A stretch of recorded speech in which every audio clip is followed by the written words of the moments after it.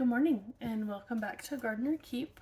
Today we're going to be transplanting our Alexandria strawberries. I started these, goodness gracious, I think back in September, October. It's taken them a really long time, but I grew them from seed, so I'm kind of proud of myself because growing strawberries from seed is super hard. They've been in this Burpee Gardens. This is their herb version of their silicone mat. All of them sprouted, but I did lose about half of them just because it did get really hot in the greenhouse a couple times. Being in Arizona, things get really hot really quick. But I do have this little guy here who is doing superb, and then I've got 3 more that are growing, so I've got a total of 4. I have my very fun strawberry pot. I've had this pot for years. I've never grown anything out of the sides of it, but I have been able to grow stuff out of the top. So I'm going to take the 3 little plants, because they are still so little, and put them in each of the strawberry pots here. I'm going to plant the largest one in the top. So this is just basic garden soil from Home Depot. I am adding some strawberry food. It's an all-natural fertilizer that I get from Gurney's. It's a 4-3-4, so it's 4% nitrogen, 3% phosphate, and then 4% potash. I have some just cheap measuring scoops that I use, just following the directions. It's 1 pound per 100 foot, so I'm literally just going to take a little bit, not even all of this, and sprinkle it on the top.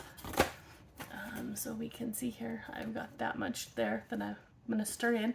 I have my fancy tiny spoon here, or spade, not a spoon, spade. And then I'm just going to bury this as deep as I can in there and get all that fertilizer stirred all the way through there. You can come down to the side and dig those little holes out and get some fertilizer down. I don't know if you can see that very well. Get the fertilizer in there.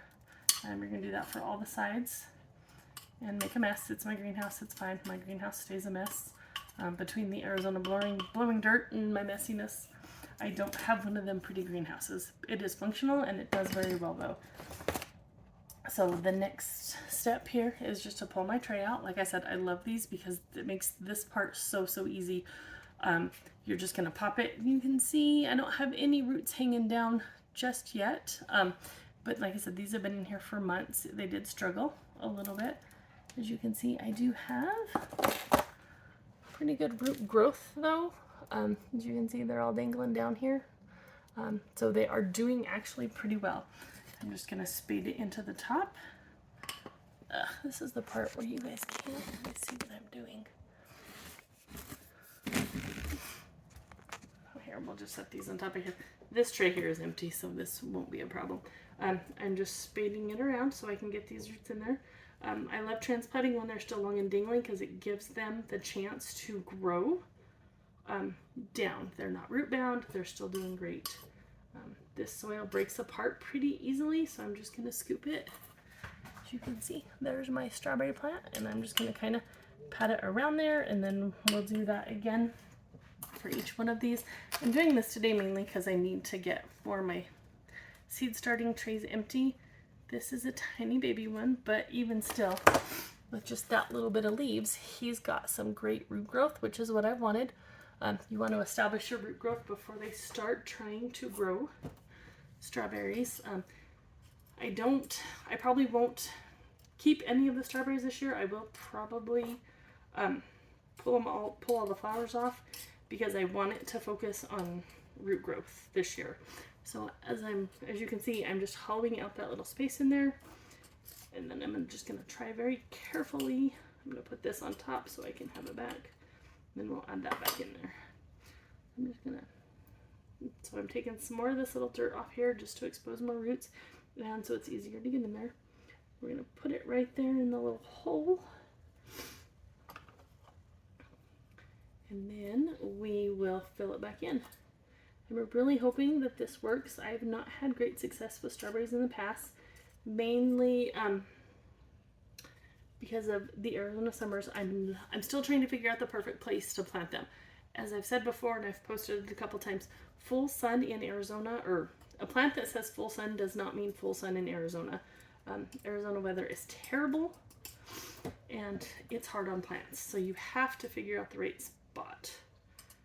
Again, I'm going to plant that next one. I'm just going to shovel that out, put it in the top, and then transfer this little guy.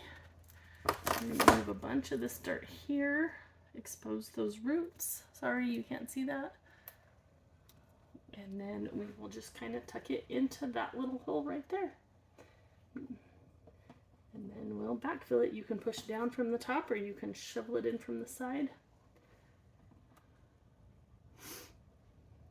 The one thing you want to make sure is that you don't bury the crowns. If you can see them, the crowns are kind of the, I want to say it's like a, I don't want to say woody because that's not entirely correct, but it's where the blooms come out, or all the flowers come out.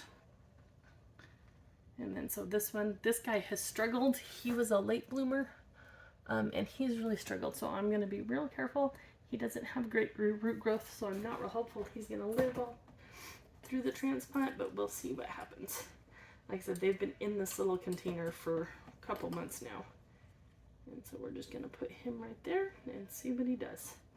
All right, if you guys have any questions, just let me know in the comments. It was great to see you today.